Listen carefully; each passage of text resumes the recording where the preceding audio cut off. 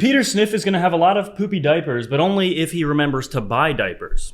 Because the rotation from gold into Bitcoin will happen, potentially is happening, or just beginning. And Peter really needs to get used to that fact. We see gold investors are rotating into Bitcoin in real time, but this is just the beginning, in my opinion. I think it's going to get a lot more aggressive, a lot crazier, a lot nuttier. We also see Bitwise saying that a 5% capital rotation from gold to Bitcoin would send it well over $200,000 per coin.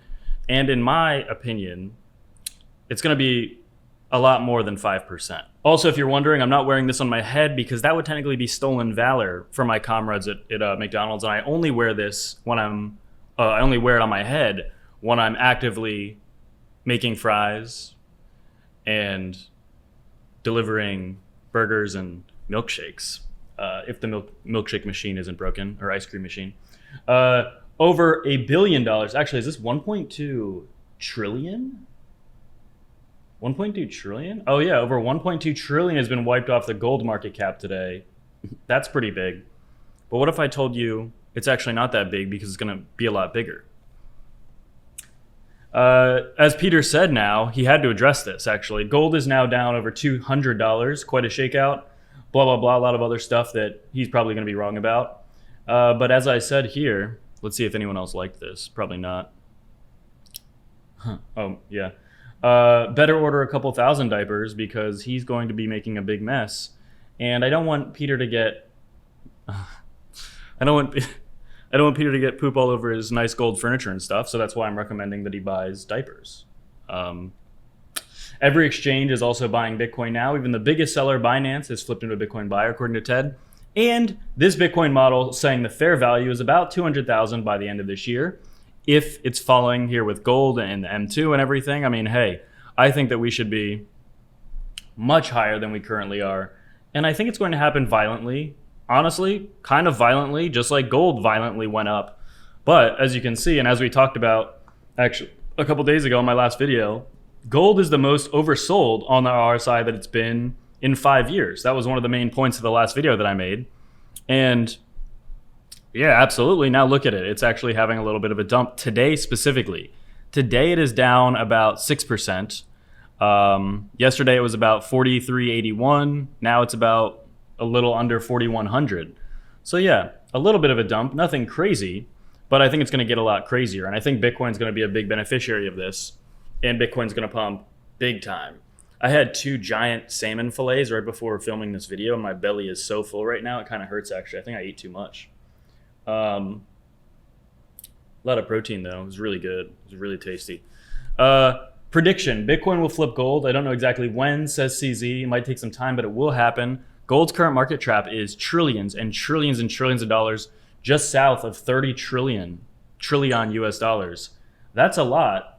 Bitcoin's market cap is only around 2 trillion right now. There is a lot of room to pump.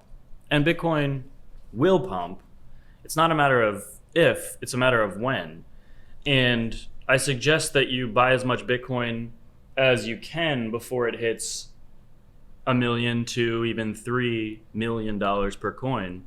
But as well, this is something we talked about, and I like this topic. So the cycle being different. Every top in Bitcoin's history was fueled by emotion.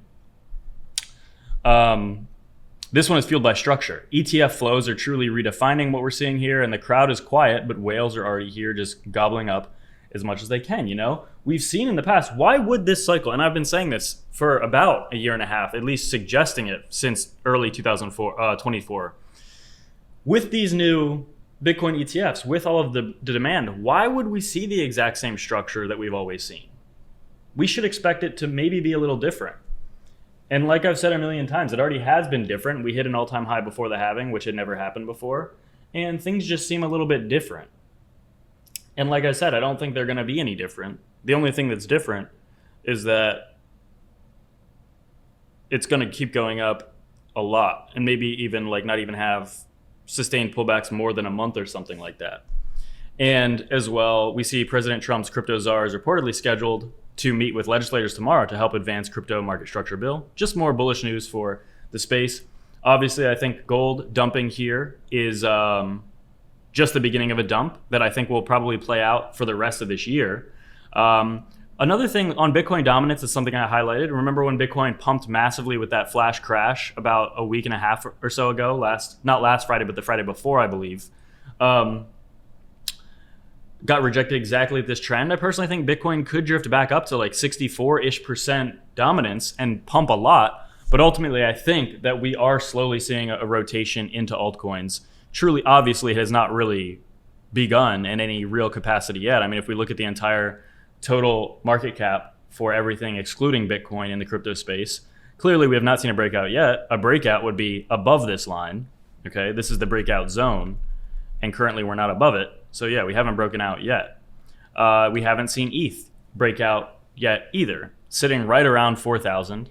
Bitcoin went up a decent amount today, and it's kind of like getting rejected at this moment. I mean, it's teeter-tottering, whipsawing back and forth. The key here on the daily chart is getting back above the 21 and 50, which is both are right about 115,000. So no party really for Bitcoin until we get above that. But specifically on the weekly chart, again, as I've been mentioning for a long time, this 50-week moving average is very critical for maintaining support, but also a really good buy opportunity, in my opinion. Anything around here, anything around $100,000, the closer to $100,000, the better. The more bullish, the more you should be buying, in my opinion. And as well, if you do want to sign up with FEMX or BITUNIX or BYBIT to buy any cryptos, if you want to buy Bitcoin, altcoins, or trade, you can sign up with the links below. An additional $3,000 on top of the other bonuses for a limited time if you use the link, if you sign up with the link below. If we look at something like the SPX, S&P 500, still looks pretty good. It's teeter-tottering actually right at this very second between being red or green on the day. At this very second, it's 0.03% up. But as you can see, it's kind of shifting between red and green at this second. It's basically exactly flat perfectly right now. As well, we look at the US dollar, DXY, still just going sideways. A lot of these coins really in a very neutral position, but we can see a really big breakout extremely fast, just like we saw a dump extremely fast with gold. Things can get really big.